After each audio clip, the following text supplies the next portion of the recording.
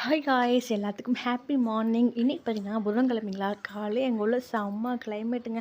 அப்படியே வெளியே போக முடியல, அவ்வளோ குளிர் சூப்பராக இருந்துச்சு.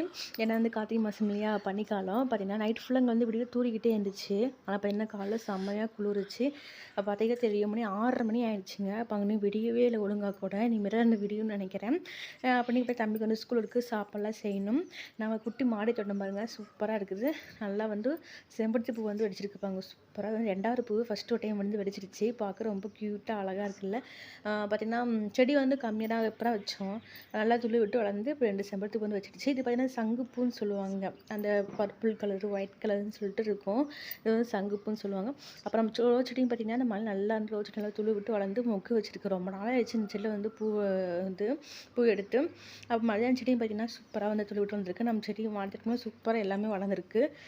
அப்போ பார்த்தீங்கன்னா செவ்வந்தி பூ மொக்கு இப்போ இதாக இருக்குது. இன்னும் பூ வெடிக்கலை. ரெண்டு பூ வெடிக்கும்னு நினைக்கிறேன். அதுவும் பார்த்திங்கன்னா சூப்பராக வெடிச்சிருச்சு. பார்த்திங்கன்னா காலைல இப்படி தாங்க எங்கள் வீட்டில் போயிட்டுருக்கு. நீங்களாம் காலை எழுந்துச்சி என்ன பண்ணுறீங்க? உங்கள் ஊரில் இப்படி தான் குளிருதா இல்லை குளிர் கம்மியா அப்படின்னு சொல்லி கண்டிப்பாக கமெண்ட் பண்ணுங்கள். மறக்காம சேனலை சப்ஸ்கிரைப் பண்ணிக்கோங்க. ஓகே, பாய்.